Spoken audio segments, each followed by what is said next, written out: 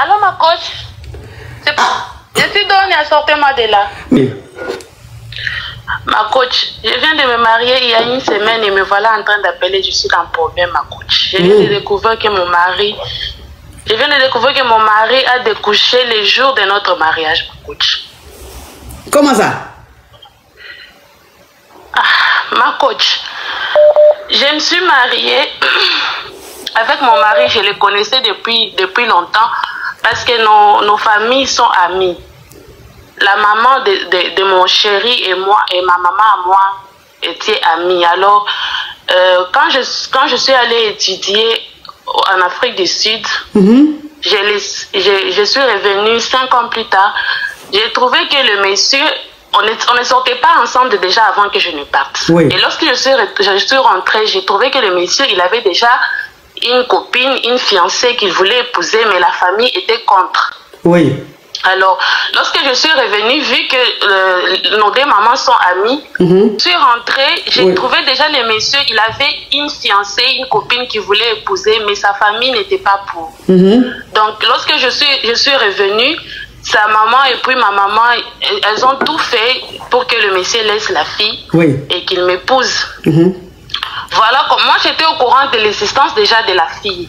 Voilà comment tout a été arrangé, on s'est mariés. Mais le jour même du mariage, je voyais que le monsieur n'était pas trop, il n'était pas content en fait. Il était tout le temps sur son téléphone et c'était bizarre.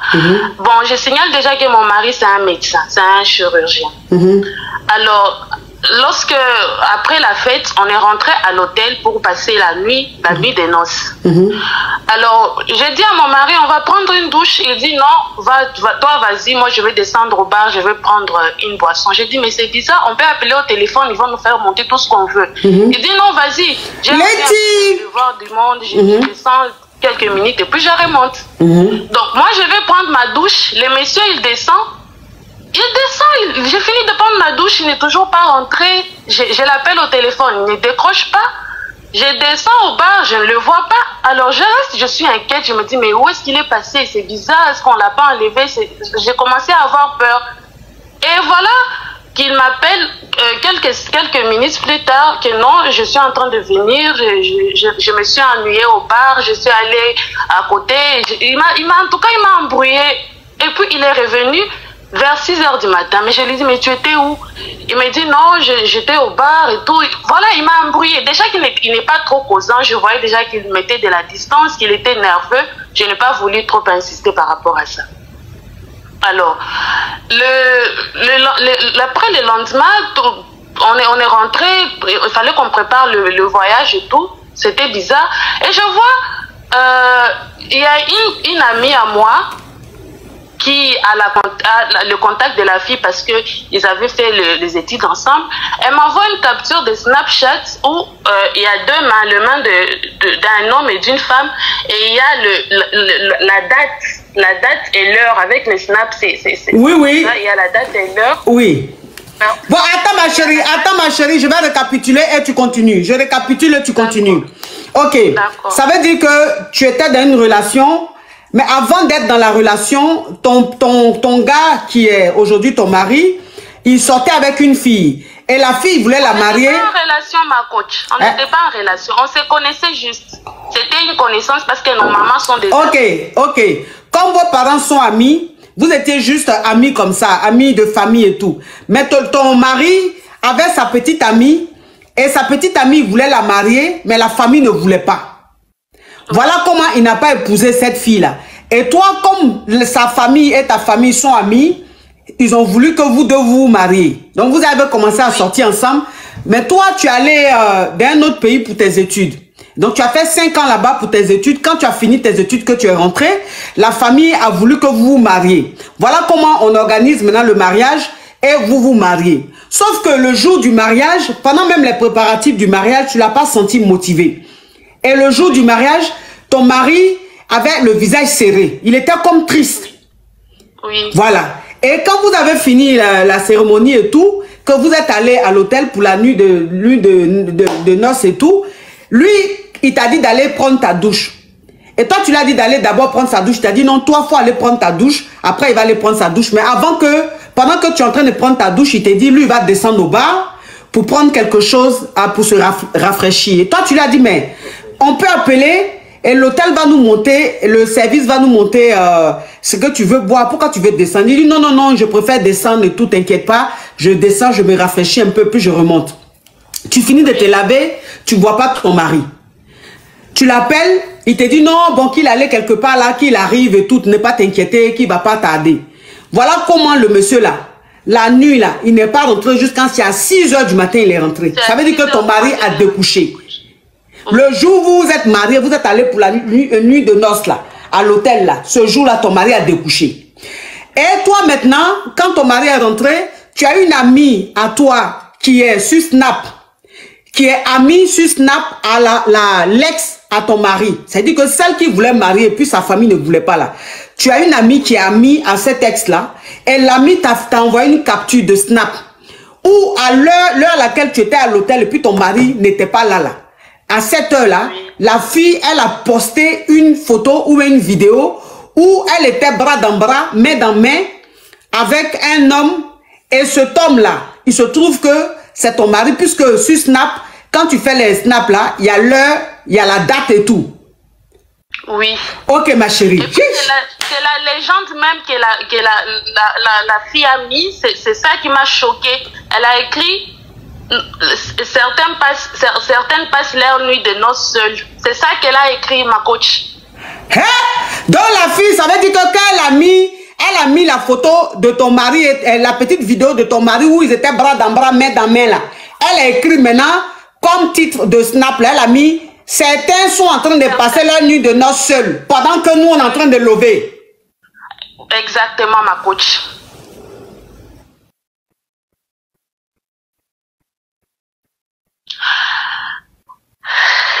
Oui. Et donc, ma coach, j'ai appris ça il y a 2 jours, parce que je me suis mariée il y a 1 semaine à peu près. Je viens d'apprendre ça. La fille, elle avait gardé la capture, mais elle ne voulait pas me montrer. Oui. Parce que voilà, elle ne voulait pas me choquer. Elle a attendu pour me montrer la capture. Maintenant, là, je ne sais pas quoi faire, ma coach. Je ne sais pas quoi faire. Je ne sais même pas si je dois en parler à mon mari. Je ne sais pas. À peine 1 semaine, déjà, les problèmes comme ça, ce n'est pas possible. Je ne sais pas dans quoi je me suis mis. Je ne sais pas, ma coach. Donc, ça veut dire que ta copine qui a mis Alex à ton mari, quand elle a vu le snap, qu'elle a fait la capture, elle t'a pas envoyé ça tout de suite parce que elle voulait pas gâter ton mariage puisque tu venais à peine de te marier. Oui, ma. Donc il y a 2 jours qu'elle t'a envoyé la capture et c'est là maintenant que tu as vu que le jour de la nuit de noces où toi tu étais à l'hôtel et puis ton mari a découché là, c'est ce jour-là, il était avec son ex là. Jusqu'à elle a snappé. Et puis elle t'a nargué pour dire que il y a des gens qui sont en train de passer leur nuit de noces à l'hôtel seul. Oui. Maintenant, ça veut dire que toi, maintenant, il y a 2 jours, quand tu as vu ça là, qu'est-ce que tu as dit à ton mari? Je ne lui ai pas encore parlé, ma coach. Je ne sais pas comment je vais réagir par rapport à ça, ma coach. Je ne sais pas si je dois lui en parler, je ne sais pas, ma coach. Donc, ça veut dire que depuis 2 jours, quand ta copine t'a envoyé le snap de l'ex, soi-disant ex de ton mari, qui est toujours avec ton mari là, tu n'as pas le courage d'en parler à ton mari, tu ne sais pas comment faire pour aborder le sujet, comment faire pour lui en parler. Je ne sais pas, ma coach, parce qu'il n'est pas causant. Depuis qu'on s'est marié, il a tout le temps les visages serrés, il rentre, il est dans son coin. Je ne sais même pas comment je vais aborder. Donc ça veut dire que depuis 1 semaine... Attends ma chérie, attends. Donc ça veut dire que depuis 1 semaine, vous êtes mariés là. Ton mari n'est pas causant. Ça veut dire que quand il est à la maison, son visage est toujours serré. Il rentre d'abord tard, son visage est toujours serré. Bon, j'avais dit au départ qu'il était chirurgien.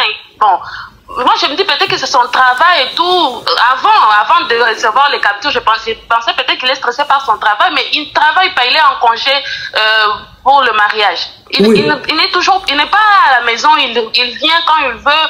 23 h et puis il serre son visage, il me parle pas. Donc ça veut dire que ton mari, pour le mariage, il a pris quelques semaines de jours de congé.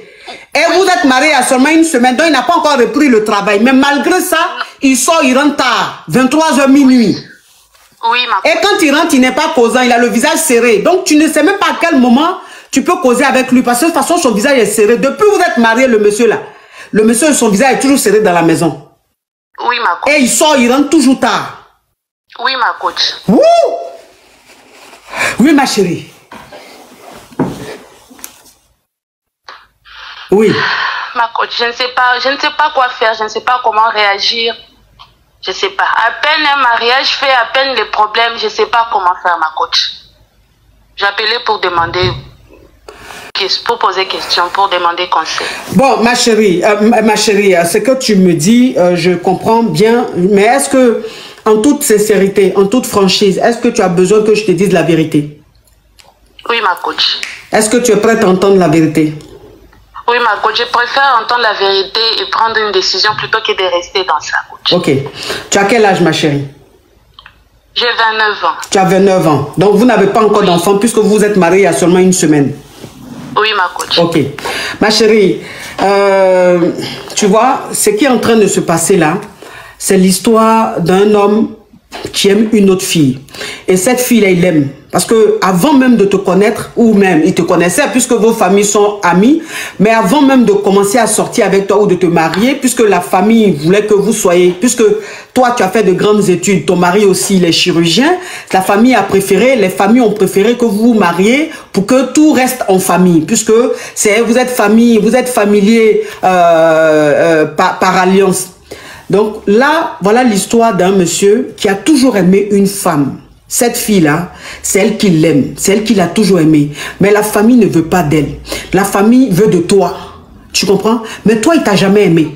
Ça veut dire que toi, il te prend juste comme une sœur. Puisque vos familles sont amies depuis très longtemps. Ça veut dire que depuis vous êtes petit, donc lui, en fait, les sentiments qu'il a pour toi, ce sont des sentiments fraternels. C'est-à-dire que des sentiments de, oui, ma petite soeur, mais il n'y a pas d'amour. Il ne t'aime pas. Et cette fille-là, qui n'a jamais été son ex d'ailleurs, avec qui il a toujours été, cette fille-là, c'est elle qui l'aime réellement. Tu comprends? C'est elle qui l'aime réellement. Et comme la famille ne veut pas de lui, et que c'est de toi, ne veut pas d'elle, et que c'est de toi la famille veut, il a juste fait plaisir à la famille, mais il ne t'aime pas. Ma chérie, moi, le conseil que j'aimerais te donner, tu sais, tu as 29 ans, tu n'as que 29 ans, et tu as fait de grandes études.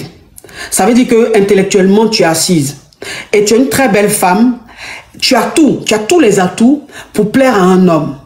Donc, je veux dire, toi, tu as un choix. Toi, tu as le choix, tu as un choix. Tu ne peux pas rester avec un homme qui ne t'aime pas. Parce que tous les signes, tout ce qu'il a comme caractéristique, comme comportement, ce sont les attitudes ou c'est l'attitude d'un homme qui n'est pas du tout amoureux de la femme qu'il a mariée. Il ne t'aime pas. Moi, je préfère, c'est-à-dire que la famille veut que tu restes avec lui, la famille veut qu'il reste avec toi, mais il ne t'aime pas, ma chérie. Tu ne vas pas rester avec un homme qui ne t'aime pas. Toi-même, depuis le mariage, tu es gênée, tu es mal à l'aise. Parce que quand on se marie, le jour du mariage est censé être un jour de fête, un jour de joie, où on rigole, où on est gai. Mais toi, depuis ton mariage, le monsieur a son visage est serré. Nuit de noces, toi, tu as passé ça seul. Ton mari a découché. Quelqu'un qui se marie, le jour de nuit de noces, là, son mari découche, mais le mariage, là même, ça tient à quoi encore? Le mariage, ça sert à quoi encore? Franchement, ma chérie. Le mariage sert à quoi? Parce que où tu es là, ça veut dire que depuis une semaine, vous êtes mariés là. Le jour même de la nuit de noces, le monsieur là a découché. Mais les jours même qui ont suivi là, est-ce que même vous avez grain? Ma coach, une fois en passant comme ça, ma coach. Ok. Donc, ça veut dire que ça fait une semaine que vous êtes mariés là. Non seulement il a découché le jour de la nuit de noces, maintenant, depuis une semaine là, vous avez grain une seule fois. Oui, ma coach. Combien de coups? 2 coups, ma coach. 2 coups. Mais quand le grêle se passait, comment tu as senti ça?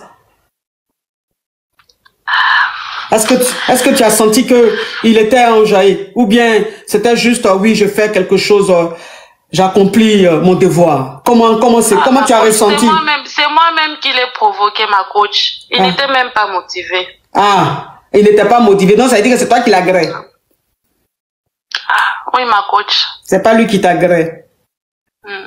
Oui, parce que là, ça aussi, ça a 2 sens. Hein. Gilda, chérie, tu peux mettre les commentaires, s'il te plaît? Oui, ça aussi, ça a 2 sens. Hein. Il y a deux sens. Parce que les hommes qui sont là, ils aiment qu'on les grêle. Mais c'est quand ils sont fans de toi, quand tu les grêles là, qu'ils adorent. Mais quand ils sont pas fans de toi, quand tu es en train de les grêler, on dirait même que ce coup de poing, tu es en train de leur donner. Ils sont fâchés, ma chérie. Oui, ma chérie, s'il te plaît. Tu vas pas laisser le monsieur là avec la fille là. Oui, ma coach. Faut divorcer, faut divorcer. Je trouve que c'est... Oui. Faut divorcer. Merci, ma coach. Oui, Oui, parce ma que coach. ta camarade est en train de te narguer comme ça sur Snap. Voilà pourquoi Snap là, que je n'ai... J'ai Snap mais que je n'utilise pas. Parce que Snap qui est là, s'il y a un endroit où même, c'est-à-dire qu'il y a rivalité, où les gens s'envoient même les biches, c'est sur Snap, hein. Snap là, elle parle pas beaucoup, hein. Ils vont mettre petite vidéo, même petite photo, et puis mettre petite légende. C'est la légende de Snap là même qui donne palpitation. C'est pour ça Snap là, je fais pas. J'ai Snap mais je n'utilise pas. Je sais pas même, je veux même pas utiliser. Parce que c'est là-bas même, il y a des choses qui se passent, hein. Faut divorcer, ma chérie.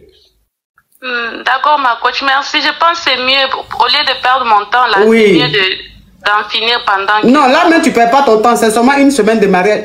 Au mariage, il y avait combien d'invités? Eh, ma coach, 350. 350 invités. Oui. Donc vous avez dépensé des millions et des millions. Oui, ma coach. Combien de millions? C'est $1, ma coach. Oui, bon, combien de dollars? C'est dollars. Combien de dollars? De millions de dollars. Bon, anyway, tant qu'à faire, hein. Beaucoup de millions de dollars. Mais c'est lui seul qui a dépensé pour le mariage ou vous avez fait ça à deux? Ou bien c'est la famille? Bon, la famille, lui, a dépensé 70% et la mienne 30%. On peut inviter 350 personnes à un mariage, alors que le mariage même il n'y a pas d'amour. Ah, Seigneur, ça c'est pas du gaspillage. Si cet argent, la famille avait donné aux orphelins, ou bien, je sais pas, aux Yougos, au président des Yougos, hein, pour un peu développer leur pays. Parce que les Yougos, même leur pays là, je sais pas, il n'y a pas de tram, il n'y a pas de train, il n'y a pas de transport. Chez les Yougos là-bas, il n'y a pas de transport. Et puis même, non seulement ils n'ont pas de transport, mais les habitants même n'ont pas de voiture, ils ont vélo. Donc imaginez la lenteur du pays. Chez les Yougos, ils n'ont pas de voiture. Eux-mêmes, même ces vélos, ils ont. Les plus choquants même chez les Yougos, eux, ils ont moto.